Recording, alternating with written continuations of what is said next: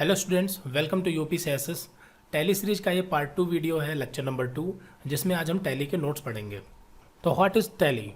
Tally क्या है? तो यहाँ पर टैली एक अकाउंटिंग का सॉफ्टवेयर है और ERP 9 जो है ये टैली सॉफ्टवेयर का एक वर्जन है। जैसे हमारे वर्जन होते हैं लेटेस्ट वर्जन, तो अभी टैली का जो लेटेस्ट वर्जन है वो tally.erp9 है। और टैली है क्या? तो टैली एक अकाउंटिंग सॉफ्टवेयर पैकेज है। Tally is a financial accounting software package. It is complete business accounting and inventory management software that provides various faculties like government supported format, multi-language operations, processing for small and medium business in India. तो यहाँ पर definition ये कह रही है कि जो tally software है ये एक अकाउंटिंग का सॉफ्टवेयर है। अकाउंटिंग मीन्स कि हमारा जो हिसाब किताब होता है, नॉर्मली अकाउंटिंग मीन्स होता है हिसाब किताब करना। यानी कि अगर कोई भी बिजनेस है तो उसमें जो हिसाब किताब होता है, यानी कि अगर हमने मान लीजिए किसी को 5,000 रुपये दे दिए हैं और या फिर किसी से 10,000 रुपये अगर हमने उधार लिए हैं, या कोई भी हमने 50,000 का माल ख़रीदा है और फिर उसको हमने 50,000 का माल ख़रीदने के बाद में उसे हमने 5,000 करके कई सारे कस्टमर को हमने सेल कर दिया है और हमारे शॉप में कितना स्टॉक बचा है, ये सारी चीज़ें जो होती हैं, ये सारी रिपोर्ट्स तैयार करना और ये सारी एंट्री करना, यानी सारी चीज़ें लिख करके रखना ही अकाउंटिंग कहलाता है, यानी कि हिसाब किताब करना कहलाता है। तो ये जो टैली सॉफ्टवेयर होता है ये यही काम करता है। टैली में हम क्या करते हैं कि जो भी माल हम खरीदते हैं, बेचते हैं, या जो भी बिजनेस में हम हरकत करते हैं, यानी जो भी ट्रांजैक्शंस करते हैं, वो सारे के सारे ट्रांजैक्शंस हम टैली सॉफ्टवेयर में चढ़ा देते हैं। यानी ऐसे कह सकते हैं नॉर्मली कि हम उसमें टाइप कर देते हैं, लिख देते हैं, और टैली क्या करता है कि हमें फटाफट रिपोर्ट तैयार करके दे देता है, जिससे हमें कैलकुलेशन नहीं करनी पड़ती, ना ही कोई भूलने का डर रहता है। तो इसलिए टैली क्या है, अकाउंटिंग के लिए सबसे अच्छा सॉफ्टवेयर है। इसके अलावा भी, टैली के अलावा भी कई सारे सॉफ्टवेयर हैं, लेकिन यहाँ पर सबसे मेन चीज़ जो आपकी है वो है अकाउंटिंग। अकाउंटिंग के जो रूल होते हैं वो सभी में सेम होते हैं। आप टैली सॉफ्टवेयर का यूज़ करें या एक सॉफ्टवेयर होता है बीजी सॉफ्टवेयर का यूज़ करें, कोई भी सॉफ्टवेयर आप यूज़ करते हैं, वहाँ पर जो अकाउंटिंग के बेसिक रूल्स होते हैं वो यही होते हैं। तो यहाँ पर जो आपको बताया गया है, ये टैली के बारे में बताया गया है कि टैली हमें क्या करता है। टैली हमें गवर्नमेंट सपोर्ट फॉर्मेट प्रोवाइड करता है और मल्टी लैंग्वेजेस, यानी कि आप इसमें किसी भी लैंग्वेज में टैली में वर्क कर सकते हैं, हिंदी में कर सकते हैं, इंग्लिश में काम कर सकते हैं। और ये टैली सॉफ्टवेयर स्मॉल और मीडियम साइज़ के जो बिजनेस होते हैं वहाँ पर यूज़ किया जाता है। बाकी जो टैली सॉफ्टवेयर है वो कई सारी कंट्रीज़ में यहाँ पर इस्तेमाल किया जाता है, लगभग 100 कंट्रीज़ में इस्तेमाल किया जाता है। और जो टैली का लेटेस्ट वर्जन है वो tally.erp9 है। तो आई थिंक इतना तो क्लियर हो गया होगा कि टैली है क्या एक्चुअली। तो टैली क्या है, एक सॉफ्टवेयर है, जैसे हमारे अदर सॉफ्टवेयर्स होते हैं लाइक व्हाट्सअप, फेसबुक, या फिर यूट्यूब, या फिर MS Word, Excel, PowerPoint. तो ये जो सॉफ्टवेयर होते हैं ना, तो वैसे ही ठीक उसी तरीके का सॉफ्टवेयर हमारा है टैली सॉफ्टवेयर।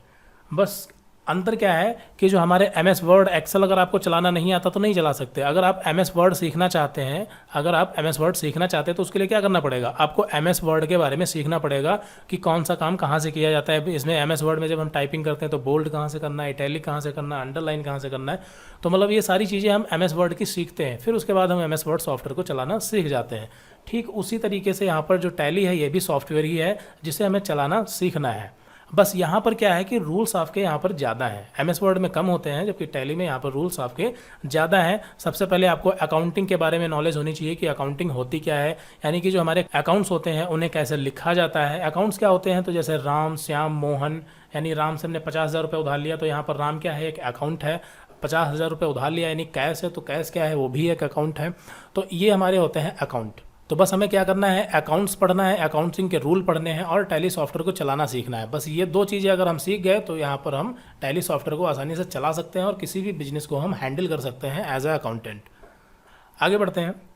तो उसके बाद है अकाउंट्स क्या होते हैं। तो जैसा कि हमने बताया, अकाउंट्स क्या होते हैं, प्रॉफिट यानी कि लाभ, लॉस यानी कि हानि। तो ये जो प्रॉफिट, लॉस, परचेज यानी कोई भी माल खरीदा तो वो क्या हो जाएगा, परचेज। कोई भी माल बेचा गया तो वो सेल्स। राम, मोहन, बैंक हो या कैश हो या कंप्यूटर हो या कोई मशीनरी आइटम, फर्नीचर, असेट्स यानी संपत्ति, डिपॉजिट यानी कि जमा किया हुआ पैसा या कुछ भी, और इंटरेस्ट यानी ब्याज, डिस्काउंट, वेजेस यानी मजदूरी। तो यहाँ पर ये सब चीज़ें जो हैं आपकी, ये सारी की सारी अकाउंट्स कहलाती हैं। आप कह सकते हैं बिजनेस के दायरे में जो भी चीज़ें होती हैं वो सब अकाउंट्स होती हैं। एग्जाम्पल के तौर पे हम यहाँ पर मान लेते हैं राम है, और राम क्या है, एक बिजनेस का ऑनर है। राम क्या है, एक बिजनेस का ऑनर है, और राम ने क्या किया, राहुल को, यहाँ पर राहुल को 5,000 रुपये उधार दे दिए, 5,000 रुपये उधार दे दिया है। तो अब ये क्या हो गया, ये क्वेश्चन हो गया, यहाँ पर हमारे सामने ये क्वेश्चन है जिसे हमें क्या करना है, टैली में इसको लिखना है। तो अब इसको टैली में हम कैसे लिखेंगे, ऐसे तो नहीं लिख सकते जैसे कि यहाँ पर हमने राहुल को 5,000 रुपये उधार दिया ऐसे लिख दे, ऐसे नहीं लिखते हैं हम। टैली में क्या करेंगे, इसको रूल के अकॉर्डिंग लिखेंगे। यहाँ पर राहुल को हमने 5,000 रुपये उधार दिया है, तो राहुल ये क्या हो जाएगा, ये एक अकाउंट हो जाएगा जिसको हमने 5,000 रुपये उधार दिया है, और रुपये कितने दिए, हमने 5,000 रुपये दिए हैं। तो यहाँ पर हमारे सामने दो चीज़ें फटाक से निकल जाती हैं, राहुल क्या है, ये एक अकाउंट है, और 5,000 रुपये ये क्या है, ये कैश है, ये क्या है, कैश है। तो यहाँ पर हमारे सामने दो अकाउंट निकल चुके हैं, एक राहुल और दूसरा कैश। तो ये जो राहुल है और ये जो आपका कैश है, बस इन्हीं दो को हमें टैली में लिखना है, और वो भी रूल्स का इस्तेमाल करते हुए। तो इस तरह से यहाँ पर टैली में एंट्री की जाती हैं। तो ये आपके क्या हैं, अकाउंट्स हैं। तो आई थिंक अकाउंट समझ में आ चुका होगा, सिंपल है। और बाकी जो चीज़ें हैं, कुछ चीज़ें ऐसी भी होंगी जो आपके अभी समझ में नहीं भी आएंगी, तो कोई दिक्कत नहीं है, आगे धीरे धीरे जैसे हम आगे बढ़ते जाएंगे वो चीज़ें आपके समझ में आती रहेंगी। उसके बाद अगले नंबर पर है classification of account. Classification of account यानी जो हमारे अकाउंट्स होते हैं उनको 3 तरह से बांट दिया गया है, पर्सनल अकाउंट, रियल अकाउंट और नॉमिनल अकाउंट। अब ये पर्सनल अकाउंट क्या होते हैं, तो पर्सनल अकाउंट यानी ये होते हैं आपके व्यक्तिगत खाते। पर्सनल अकाउंट व्यक्तिगत खाते यानी कि वह खाते जो किसी व्यक्ति या संस्था के नाम से बनाए जाते हैं, वो पर्सनल अकाउंट यानी कि व्यक्तिगत खाते कहलाते हैं। यानी किसी भी नेम से या किसी भी संस्था से बनाए जाते हैं, वो आपके क्या होते हैं, पर्सनल अकाउंट। जैसे राम, ये क्या है, पर्सनल अकाउंट है, और मोहन ये क्या है, पर्सनल अकाउंट है। कोई भी बैंक है जैसे HDFC बैंक है, ये क्या है, ये भी आपकी पर्सनल अकाउंट है। तो यहाँ पर आप देख सकते हैं एग्जांपल में मोहित, राहुल, बैंक, ABC कंपनी या कैपिटल या ड्राइंग। कैपिटल क्या होता है, ये होती है पूंजी, यानी कि बिजनेस का जो ऑनर होता है वो बिजनेस में जो पैसा लगाता है। जैसे राहुल ने क्या किया, राहुल ने 50,000 रुपये से बिजनेस स्टार्ट किया, तो जो 50,000 रुपये से राहुल ने बिजनेस स्टार्ट किया है, तो राहुल यहाँ पर क्या हो जाएगा, राहुल ये आपका है कैपिटल अकाउंट, ये आपका कैपिटल अकाउंट हो जाएगा। तो वही होता है कैपिटल। और ड्राइंग मीन्स होता है आहरण करना, यानी निकालना, विड्रॉ करना। तो जो बिजनेस का ऑनर होता है वो कभी कभी ज़रूरत के हिसाब से पैसा बिजनेस से निकाल भी लेता है।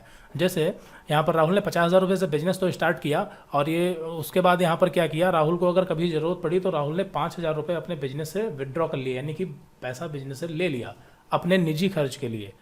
तो वो आपका ड्राइंग कहलाएगा। और इस पे बेस्ड एंट्री भी आगे हम देखेंगे। तो पर्सनल अकाउंट क्या होता है समझ में आ चुका होगा। अगर हम नॉर्मली यहाँ पर पूछें कि जो राम है वो कौन सा अकाउंट है, तो आपको सीधे बोलना है ये क्या है, कि ये आपका पर्सनल अकाउंट है, ये आपका पर्सनल अकाउंट है। इसी तरह से रियल अकाउंट। रियल अकाउंट क्या होते हैं, रियल अकाउंट होते हैं आपके वास्तविक खाते, वह खाते जो किसी वस्तु या संपत्ति से बनाए जाते हैं, यानी वस्तु या फिर संपत्ति।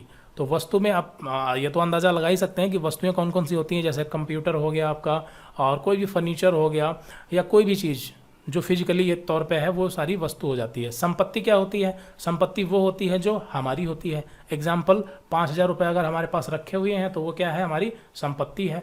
इसी तरह से अगर हमारे बैंक में 10,000 रुपये जमा है तो वो क्या है, हमारी संपत्ति है। अगर हमने किसी को 10,000 रुपये उधार दे दिए वो क्या है, हमारी संपत्ति है। तो इस तरह से ये हमारे रियल अकाउंट होते हैं, यानी कि जो वस्तु या संपत्ति के अंतर्गत आते हैं वो सब रियल अकाउंट कहलाते हैं।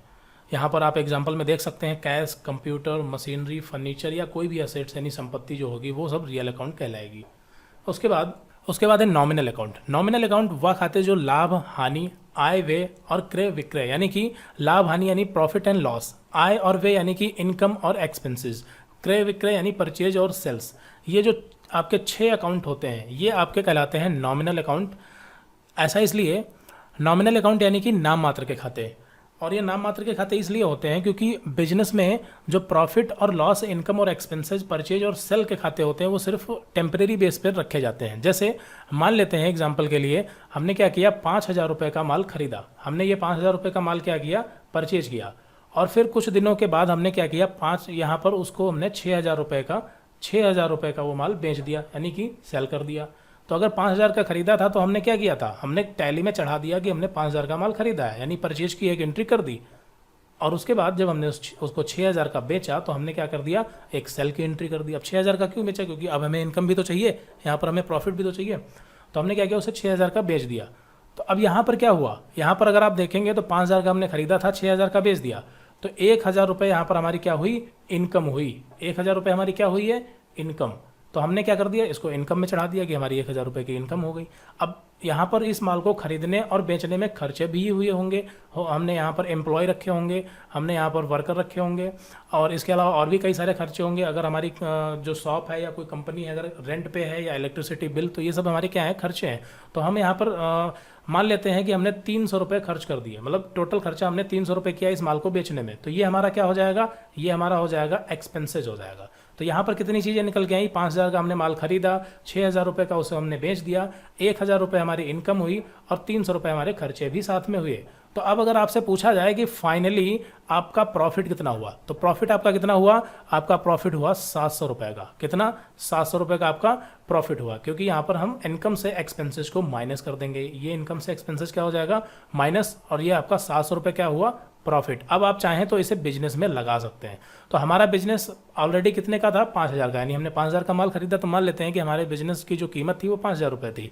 तो अब यहाँ पर माल को बेचने के बाद हमारी जो बिजनेस है वो बढ़ चुका है। अब हमारा बिजनेस कितने का हो गया, 5700 रुपये का हो गया, यानी अगली बार हम माल जो है वो 5700 रुपये का खरीद सकते हैं। तो ये अब हमारा क्या हो जाएगा, ये हमारा है कैपिटल अकाउंट, यानी कि ये हमारा पूंजी खाता हो गया। अब यहाँ पर क्या हमें इससे कोई मतलब बचा नहीं, हमने इनकम को एक्सपेंसेस से माइनस कर दिया, तो ये आपका कट हो गया। प्रॉफिट को हमने क्या किया, कैपिटल अकाउंट में ट्रांसफर कर दिया, तो ये भी कट हो गया। और यहाँ पर परचेज से सेल्स को परचेज से माइनस कर दिया, तो ये भी हमारा कट हो गया। मतलब ये आपके जितने अकाउंट थे, इनकम, एक्सपेंसेस, परचेज, सेल्स, ये सब आपका क्या था, ये सब आपका टेम्प्रेरी बेस अकाउंट थे, जिनकी जरूरत हमें टेम्प्रेरी बेस पे थी। फाइनल जब हम रिपोर्ट तैयार करते हैं तो हमारे पास ये अमाउंट निकल के आया, कैपिटल अकाउंट, जिसे हम पर्सनल अकाउंट में लिखेंगे। आई थिंक इतना क्लियर हो चुका होगा। तो इसलिए नॉमिनल अकाउंट ये माने जाते हैं, क्योंकि ये टेम्प्रेरी बेस पे यूज किए जाते हैं। अब यहाँ पर ये मुख्य रूप से आपके 3 ही अकाउंट होते हैं, इसे एक बार रिपीट कर देते हैं। तो पर्सनल अकाउंट वह खाते जो किसी व्यक्ति या संस्था के नाम से बनाए जाते हैं। रियल अकाउंट में वस्तु और संपत्ति आ जाती हैं, और नॉमिनल अकाउंट में हमारे ये 6 अकाउंट आते हैं, या फिर इसी टाइप के जो और अकाउंट होते हैं। जैसे अगर मान लीजिए हमने क्या दिया, रेंट दिया, हमने क्या दिया, 5000 रुपये अगर रेंट दिया है, किराया दिया है, तो ये रेंट क्या होगा, ये रेंट हमारा नॉमिनल अकाउंट में ही आएगा। क्यों, क्योंकि रेंट क्या होता है, एक्सपेंसेज। रेंट क्या है, एक्सपेंसेज, यानी कि खर्चा। और अगर वो एक्सपेंसेज है तो वो किस में आएगा, नॉमिनल अकाउंट में। अगर हमने सैलरी दी, हमने क्या दिया, सैलरी दी, अगर हम सैलरी देंगे तो वो भी हमारा क्या होगा, एक्सपेंसेज होगा, और ये भी हम एक्सपेंसेज नॉमिनल अकाउंट में ही रखेंगे। इसी तरह से अगर हमारी 3000 रुपये की इनकम हुई, तो 3000 रुपये की अगर हमारी इनकम हुई है तो यहाँ पर ये भी हम नॉमिनल अकाउंट में ही रखेंगे। तो इस तरह के अकाउंट ये नॉमिनल अकाउंट कहलाते हैं। और रियल अकाउंट में जैसे हमने अगर कंप्यूटर खरीदा या कोई भी मशीनरी आइटम परचेज किया, या हमारे पास 5000 रुपये कैश है, और या फिर हमने बैंक में पैसा जमा कर रखा है, तो ये सारी चीज़ें जो होंगी वो रियल अकाउंट में आएंगी। और पर्सनल अकाउंट में अगर कोई व्यक्ति है या संस्था है तो वो आपका पर्सनल अकाउंट में आएगा। तो ये सब चीज़ें अभी थ्योरेटिकली हैं, और जैसे जैसे हम आगे बढ़ेंगे प्रैक्टिकली चीज़ें आएंगी, आपको बेहतर समझ में आती रहेंगी। उसके बाद अगले नंबर पर है रूल्स ऑफ अकाउंटिंग। तो रूल्स ऑफ अकाउंटिंग में क्या होता है कि जो हमारे अकाउंट होते हैं, जैसे राम, मोहन, तो ये क्या है, हमारे अकाउंट हैं। तो इन्हें लिखा कैसे जाता है, हम एज इट इज़ टैली में ऐसे राम मोहन ऐसे नहीं लिखते, क्योंकि कंप्यूटर समझ ही नहीं पाएगा कि राम क्या है, मोहन है क्या, राम को पैसे उधार दिया गया है या राम ने हमको वापस किया है। तो इसके लिए हमें डेबिट और क्रेडिट के रूल्स को समझना होता है, जो रूल्स ऑफ अकाउंटिंग के अंतर्गत आते हैं। तो ये रूल्स ऑफ अकाउंटिंग हम अगली वीडियो में पढ़ेंगे। इस वीडियो में इतना ही रखते हैं, और अगली वीडियो में हम रूल्स ऑफ अकाउंटिंग के रूल्स पढ़ेंगे, और इस पर बेस्ड कुछ क्वेश्चन भी हम करेंगे। तो मिलते हैं अगली वीडियो में। Thanks for watching this video.